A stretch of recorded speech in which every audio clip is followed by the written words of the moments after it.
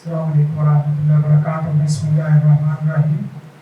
لقد کان لکم فی رسول اللہ اسوۃ حسنہ. ہم زندگی میں ایک کام کر لیں کہ رسول کائنات صلی اللہ علیہ وسلم کی سیرت کو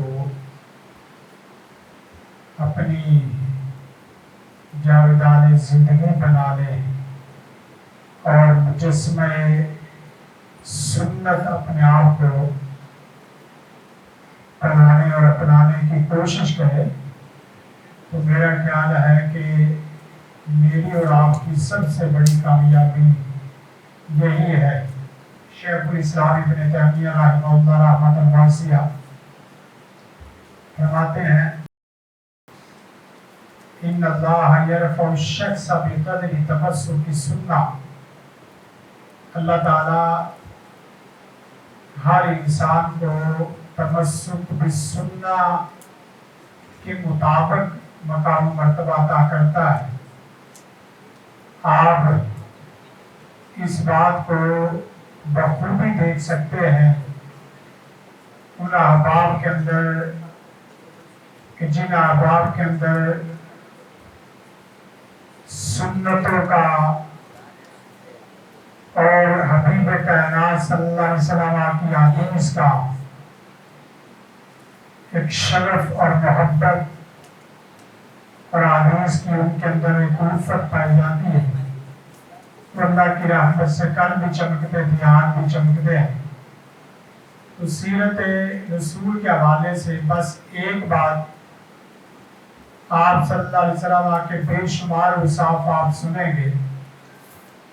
آپ کا اخلاق ہے، آپ کی سیاست، آپ کی معیشت، معاشرت، آپ صرف رحمت بن گئے اپنے لیے، رحمت بن گئے اپنے دوست احباب کے لیے، اور رحمت بن گئے اپنے رشتہ داروں کے لیے. یہ بہت بڑی نعمت ہے.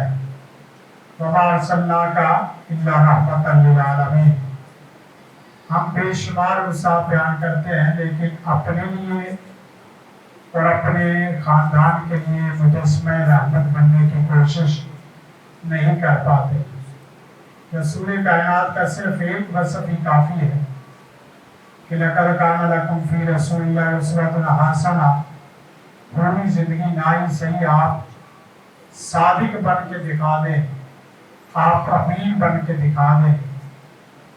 نبی احمد صلی اللہ علیہ وسلم کے یہ دو بنیادی اوصاف، ان کی وجہ سے کافر بھی آپ کے اوپر کتنا اعتماد اور کتنا بھروسہ کرتے تھے یہ آپ سب احباب جانتے ہیں.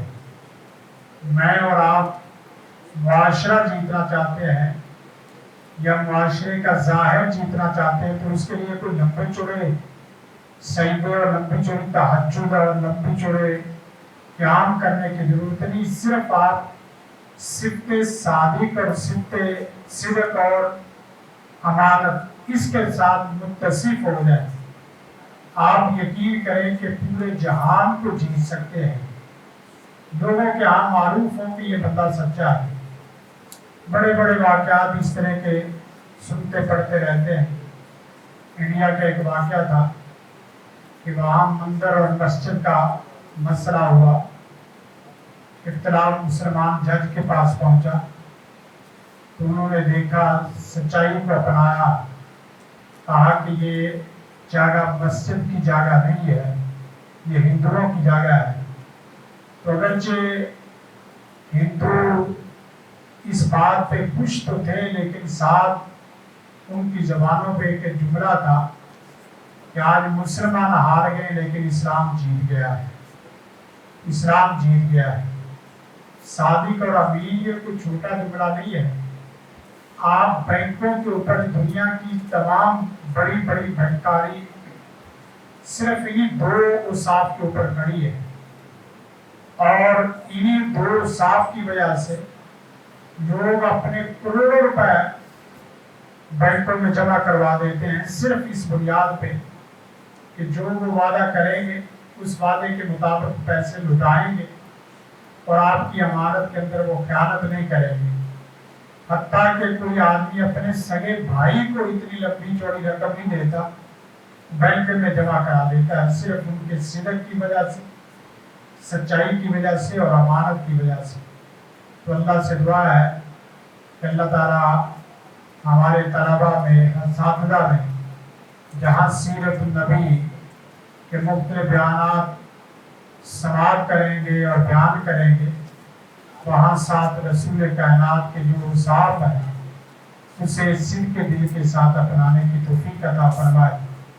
اور شیخ کاشف صاحب، شیخ رحیم صاحب اور ان کے رفقا جنہوں نے محنت کی ہے، اللہ تعالیٰ ان کی محنت کو اپنی بارگاہ میں قبول و منظور فرمائے۔ سچی بات یہی ہے کہ آپ بچوں کے اندر یہ جذبہ ولولہ جب پیدا کرتے ہیں تو جذبہ ولولہ پیدا کرنے سے بچے ایک وقت میں ان کی آواز میں نفرت ہوتی ہے، لڑک پن ہوتا ہے، لیکن کچھ وقت کے بعد، کچھ سالوں کے بعد وہی بچے جو یہاں مذاق اور مزاح ہوتے ہیں، کچھ سالوں کے بعد وہ اچھے خطیب ہوتے ہیں، کبھی ختم نبوت کو بیان کر رہے ہوتے ہیں، کبھی صحابہ کرام اہل بیت اعظام کے فضائل اور کبھی تحفظ مساجد اور مدارس کی بات کر رہے ہوتے ہیں۔ تو یہ زبان و بیان کی قوت، تحقیق و تعلیم کی قوت یہ اساتذہ کی بدولت ہی ہوتی ہے۔ اللہ سے دعا ہے اللہ تعالیٰ مجھے اور آپ سب کو سیرت النبی اپنانے کی توفیق عطا فرمائے۔ السلام علیکم ورحمۃ اللہ وبرکاتہ۔